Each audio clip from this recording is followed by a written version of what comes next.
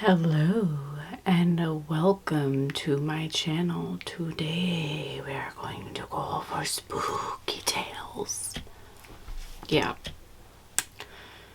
I think I failed at that again. I'm sorry. I'm so sorry.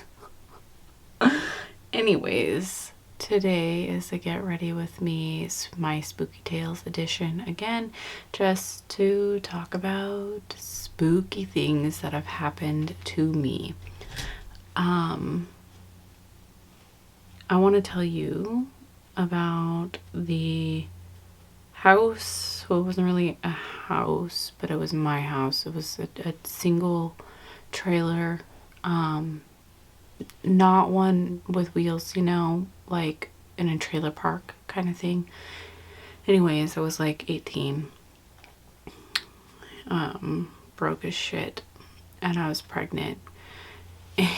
And that's where I was living, and I lived there for a long time, but because my mom left and when I was like 16 and basically left that to me. But anyways, we were, well, all right. So I was pregnant and I was sleeping, and I was sleeping on my back because, well, I was super freaking pregnant. And this could or could not be a ghost event, but it's the first time I've ever experienced sleep paralysis, like first time ever. And I just remember waking up and I wasn't able to move, and I could see my body, and then I could see the other, like, clear, misty version of me, and I was like being ripped out of my body by this like black mass figure. There was no detail on this figure. It was just this black masked, like this black mass, okay? And I just remember not being able to move and like trying to scream, and my misty version of me that I was seeing being ripped out of my body and feeling it, like I felt it. It was not a good feeling. Like I felt like I was being ripped apart. And I just remember like trying to grab onto my legs and my sheets, and I couldn't because I wasn't, like, that part of me wasn't obviously in physical form, so I couldn't. And yeah, and finally, like right before I was pulled completely, like at this point, like I'm like almost completely disattached from my body, and I woke up. Oh my god, that was the scariest thing ever. Like I don't know. Okay, I don't know much about sleep paralysis, so it very well could just be what happens when you have sleep paralysis. I don't know. I've never actually looked more into it. I was super freaking freaked out though. Like, I mean, I was super freaked out. And I've never had sleep paralysis again. I've never had anything like that happen again. And I'll tell you, like, the feeling that I had during this moment was that, like, if that creature got me, I was not going to wake up. Like, it was over. So I have no idea.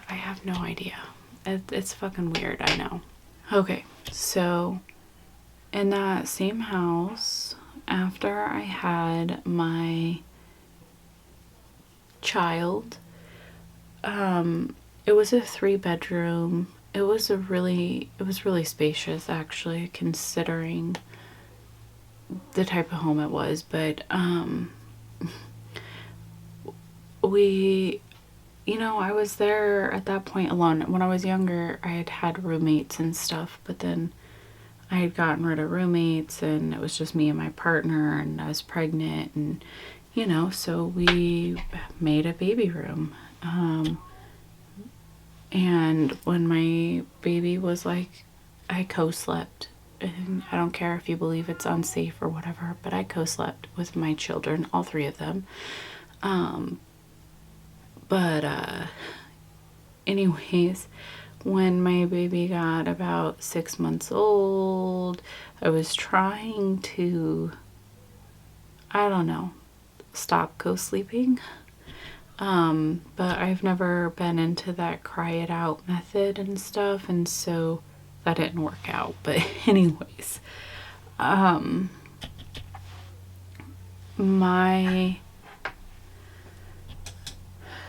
we would, have a few beers after the baby went to bed and play video games like Call of Duty with the zombies, with a couple of friends or whatever. But we started hearing really weird shit happening in the nursery when we would leave our baby in there. Like, we were hearing noises, and then my baby would like wake up crying, and we were hearing like a man talking and just weird shit like that. And so we started getting kind of freaked out, like, what's going on?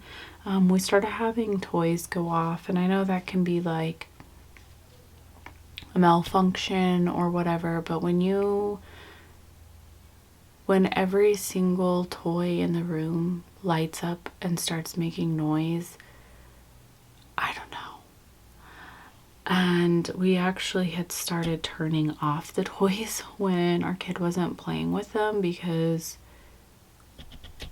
that was like our prevention method. And that didn't always work. Sometimes they would still go off and the toy would be like in the off section. And we started getting really, really freaked out, and another thing, we had an RC car, our kid did, and it started moving on its own. And I know, again, that can be picking up signals from elsewhere. Like, I know that that's possible. But we ended up taking the batteries out of the car, and it moved a lot. And this was before like we had cell phones, really. We didn't, like, we were poor, so we didn't really have like cell phones. And it was also like, how long ago was this? Like 15 years ago? I don't know. It was 15. It was 12 years ago, because my daughter's almost 12, so it was about 12 years ago. But anyways, instead of lighting up and making noise when it was moving, it was literally just fucking moving. Yeah. So my dad had came and visited us. Camera died, sorry. So my dad had came and visited us, and this was the first time I'd seen my dad in many, many, many, many, many years. And he bought us a very nice, like, camcorder. That was my cat. He bought us a very nice camcorder to like record our kid and things like that. And we kind of failed at that, to be honest. And the stuff that we did record is long gone on a old computer that got a virus, and we didn't end up getting our files back. And so it kind of sucks. But anyways, we decided to have my partner's brother spent the night and like stayed there to see if he heard anything, and he slept in the living room. And at this point, I was too scared to even attempt to let my child sleep in the nursery because it was like clear across the house, like the master bedroom, and then there was the kitchen, living room, 1 bedroom, 2 bedroom, and then the bathroom, and then there was a bathroom in the master bedroom. But like my kids' room was like almost on, it was on the other side of the house. So I decided just to keep my kid in my room. And anyways, we also decided to record and leave the camcorder up all night, and we caught some shit. We saw shadows like walking like on the against the wall, like on the camcorder, like you could see. Yeah, and this was in the hallway. We left the camcorder in the living room because we had experienced stuff in the living room too, like the RC car.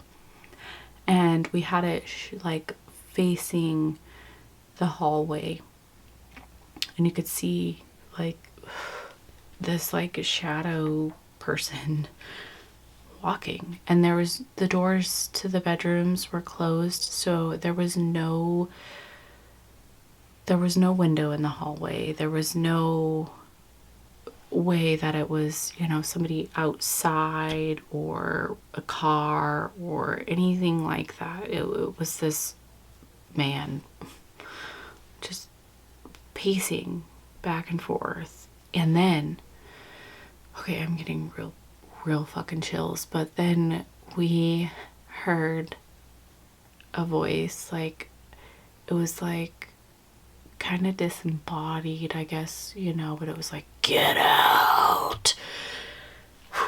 So yeah, we heard that on the camera, and at that point we're like, okay, this thing doesn't want us here. I don't know what's going on. This is super freaking freaky. And my partner's grandparents were part of a church, and the grandma was like a high beacon, and the grandpa was a high priest. So we had them come and check out the house, and they didn't really believe us, and they didn't really believe in ghosts or anything like that. And they told us there was nothing there, but they blessed the house. And shit was still happening, and we were doing renovations on the bathroom, so my partner's dad was there helping us because we were replacing the subflooring in the bathroom and like just fixing the whole bathroom. And he didn't believe us either. Well, while they were fixing the bathroom,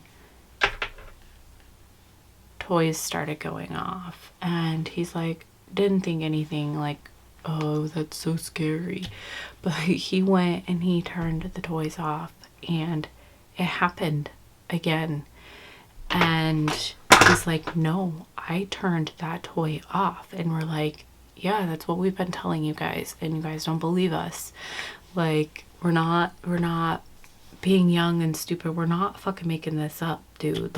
Like, anyways, so at that point, the, you know, my child's grandpa kind of believed us that something strange was happening. And we it was during the recession, so we actually ended up finding a house with a good, like a cheaper mortgage, and the grandparents helped us. They co-signed, and we moved out of that house. Yeah, it was we had a lot of weird shit happen in the house. I'm telling you, like, we had, you know, baby monitors and shit would happen on the baby monitors. And again, that can be explainable. Like, I'm not stupid. Like, I know that they connect to other things, but some of the things that were like being said on the baby monitor and the things that I was picking up and the fact that it sounded like the same voice and as the get out, yeah, I don't know. I would probably tell you the crazy things that happened in that house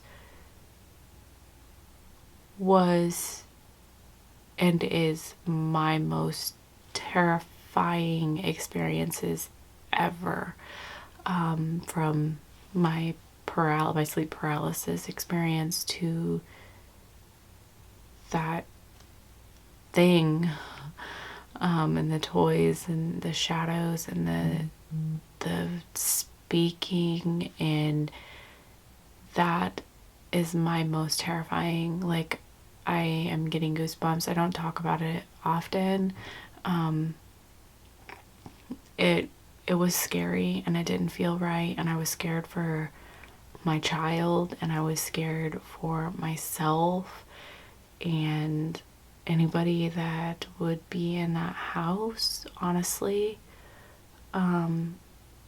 Yeah, it was scary. Anyways, so I have one more short story to tell you really quickly. So in another trailer park, this trailer was really small. It was only 2-bedroom. And my mom, like, this is when I had first moved in with my mom when I was 12, and where we lived. Yes, I realize you may call me trailer trash, but go for it. I don't care. It's where I come from. But my mom didn't tell me this, but she told me after I had seen a man sitting on our couch, and he was just like hanging out on the couch, like this old man. I don't know why he was old. I don't think it was like a poltergeist, I think would be the word. I just think it was like residual energy. So I'll tell you, there's this man just sitting on our couch, and I'd watch him walk around sometimes, and it freaked me out a little bit, but I mean, wasn't like overly scared. And so I told my mom, and my mom said, oh, well, we got this house, or I got this house for a very, very good deal because the man who was living here died in his sleep. And it wasn't like he, a bad death or anything. It was just natural causes. He was an older guy and he passed away. So I think I saw his residual energy kind of in that house. So anyways, that is my last ghost story to tell you. This is the end of my series. I forgot to do my lips. Can you believe that? Just a second. I just ended up throwing on a lip gloss. I still think it's a little pink, but it's fine. I'm gonna be wearing a mask, alright? Anyways, sorry about that interruption. This video is all over the place. I'm so sorry. Anyways, those are most of my memorable, worth talking about experiences, or times that I've seen random things or had random small things happen, but those are my big ones. So unfortunately, this is going to be the end of my series. I really hope that you enjoyed it. I'm gonna have to find something to replace these videos with now. But it was definitely really fun doing it. So thank you for all the people who requested it and have been watching it. I hope it's been fun for me, sort of. a little scary too, because I'm kind of a wimp when it comes to things like that. So when those things happen, I'm scared, and I honestly don't like it. Like, there are people who talk about enjoying things like that, but I am not really one of those people. Anyways, on my eyes today is this Makeup Revolution Batman palette.